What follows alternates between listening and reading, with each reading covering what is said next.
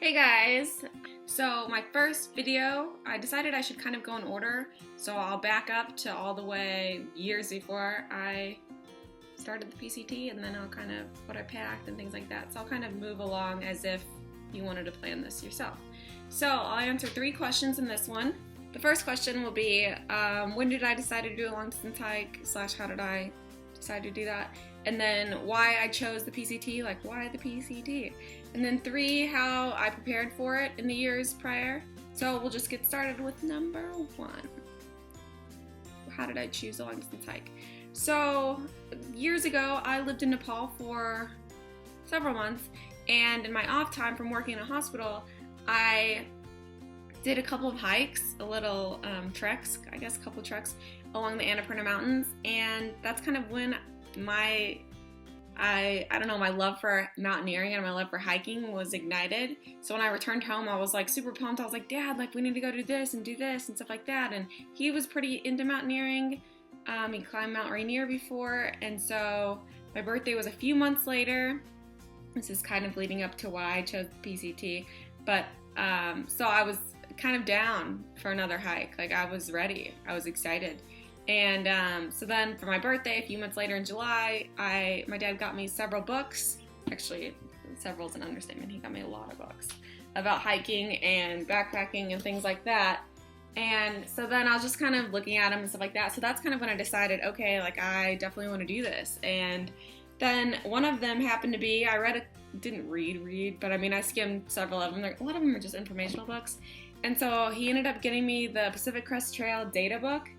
And sorry, I don't have the front. I ripped it off because I took it along the PCT and then sent it home. But so anyway, this book is really how I came to choose the PCT. I read it, and then after I looked at this book, so I Googled it. So I Googled Pacific Crest Trail and found not a whole lot of information on it, but they do have a website, pcta.org. And I went there and I read about the people that had successfully thru-hiked.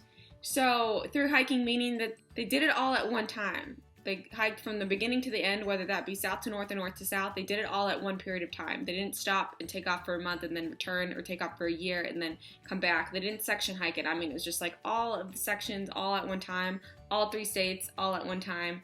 And so the number of people that had done that successfully were less than 3,000 before I started.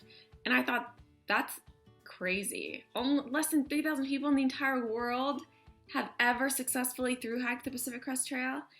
And I knew that there were other long distance hikes too, so I wasn't just looking at the PCT. There's this one's on the West Coast that goes from California, the bottom of California, goes from California and Mexican border to 9 miles into Canada. So that's the Pacific Crest Trail, and it's on the West Coast. There's also one on the East Coast called the Appalachian Trail that goes through several states as well. It starts in Georgia and goes up through Maine. And that was a little bit of a shorter trail. I'd heard it was a lot more social. There are a lot of shelters along that trail and a lot more towns. So you're not, you're kind of surrounded by a lot more out there.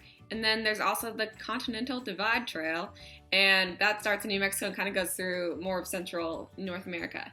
And that is definitely more deserted, and you need a lot more navigational tools and stuff like that. So kind of more for probably a more experienced person in thru-hiking.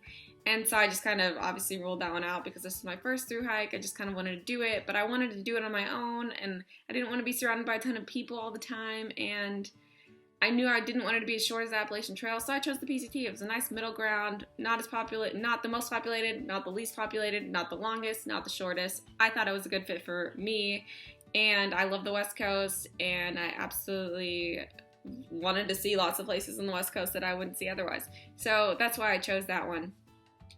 And then, let's see, 3, how did I prepare for the years and months leading up to actually leaving? So this is aside from the actual gear that I bought, because I'll do a whole separate video about what gear did I buy, and then what I returned, or will be returning actually tomorrow to REI, and then basically what I ended up taking off with. And so I'll do a whole video about that. But how did I prepare for it? So like I said, on that birthday, I got all these books, decided I definitely wanted to do a thru-hike. Okay, these books helped me decide, definitely want to do a thru-hike. This book helped me decide, okay, I definitely want to do the PCT. So that was about 2 years before I left, almost exactly 2 years before I left. So I just kind of kept it in the back of my mind. Didn't really talk about it a whole lot. I talked about it a lot a month after that with my family, and kind of different things that I thought that I would need. And then it kind of went dormant for about 6 months, maybe even a little bit longer than that, because I knew it was so far away. And so I just kind of had the year that I might be able to do it in the back of my mind, and in the proper starting months, because they, certain months are recommended to start at, so April was kind of the popular starting month just due to weather and things like that, so you could finish in August and or July, August, September, or October. September, I guess, would be a more realistic end date for somebody like me. So yeah, I just kind of kept it in the back of my mind. And then the 6 months leading up to that actual date, because I was planning on leaving around April 10th or April 12th, I believe. And so 6 months prior to that, we had been talking about it a little bit more. I think maybe I'd purchased a couple of things having to deal with some gear that I might need or things like that. But I was also traveling a lot. So the end of 2014, I went to Italy for 10 days with my cousin and my dad, and then they left me there, and I went on a road trip through, I don't know, about 12 countries in Western Europe, some in Eastern Europe, and then I flew back home just in time for Christmas, and then I had a friend from Europe fly home to me for New Year's, so they spent New Year's here, and then I ended up flying to Austria I was there for about a month probably, before I flew back home, and then I was supposed to leave in 10 days or something like that.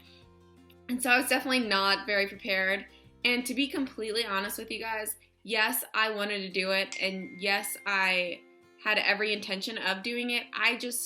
There are always things that come up that are just not in my control, and so I don't like to put all of my balls into one basket and say, okay, I can 100% do this. Let me buy everything let me spend all the thousands of dollars that I need to spend to get all of this stuff, and then not be able to go, or have something happen that just doesn't enable me to go anymore. So about 30% of me did not believe that I would actually ever start this hike at this time. But after I told everybody that I was going and talked about it for so many months, it's kind of like you gotta do it.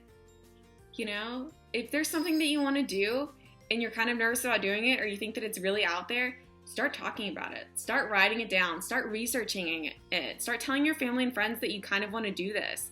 And I promise you that will motivate you to get there, because I talked about it so much with all of my friends when I was in Europe, and family and everything like that. And so I was super motivated to do it. So when I got back home from Austria, I was kind of like, okay, like, I'm doing this. I just talked about this to everybody over there. Like, I'm going to come back. I have to do this. So I went out to the store, I went to Bed Bath & Beyond and bought some stuff that I needed. I did one order from REI online. I went to the store once, or actually I went twice, because I went once when we were driving over there. That's how prepared I was. And then I just started dehydrating some food here and started planning some packages and things like that. Thought a little bit about, okay, how am I going to do my food? What am I going to do? I'm a vegetarian. I want to make sure that I'm eating enough and that I have enough of nutritious food. I got back home and started getting really serious about it, and started preparing and buying my stuff. And my starting date was actually pushed 10 days. My dad was supposed to be able to drive me down to the border of California and Mexico on the weekend of April 10th, I believe. But he couldn't because of work, so I got pushed back 10 days. A little bit stressful for me, just because I thought that I really needed to start on this day. And even though I wasn't prepared, I didn't have all my stuff together, I still really wanted to start on that day. But so we delayed it 10 days. He took me. It was great. It worked out. Seriously, could not have picked a better date, even if I had planned it myself, which you know that I didn't plan.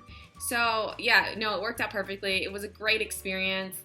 If you are interested at all, if you love adventure and you can live outside on your own and you're not a really scared person, because you have to be outside in the dark, you have to be by yourself, if you choose to do it by yourself. I chose to do it by myself, but I guess, yeah, you could go with your friend or your boyfriend or your family or whatever it is that you go. I mean, you can't really have any fear. You have to love adventure, and you have to accept the fact that you are going to be miserable. I mean, you just have to be so stubborn, and you have to just really want to get to Canada. I mean, that has to be the goal. You can't say, oh, I just want to get here, and then maybe I'll see how I feel when I get there and continue on. I mean, I think in order to really to finish and to complete it, you have to just have your mindset, okay, my only destination, the only way I can finish this trip is to get to Canada. And that's what I always told myself. I never said, oh, Ingrid, you can fly home from LA when you get there, or you can fly home from Portland or Seattle or wherever else, just get there and then you can fly home. I never said that to myself, and I never allowed my mind to think that. And so I really think that that's what got me through. But anyway, you just have to be super stubborn, love adventure, have the time, definitely have the time. I've set aside 6 months to do this, and that was pretty perfect. 6 months. You can obviously do it in a little less. I did it in less time than that. I just used the extra weeks to travel in Canada and Washington. So anyway, I'm sorry this is a little bit long. Just wanted to answer 3 big questions, and then hopefully my next videos will cover any more. But if you do have questions, just write them in the comment box, and I will definitely include them in my next videos. So if you're planning on doing a thru-hike this coming April, next month, or starting in June, just comment below and I'll answer anything you have to ask.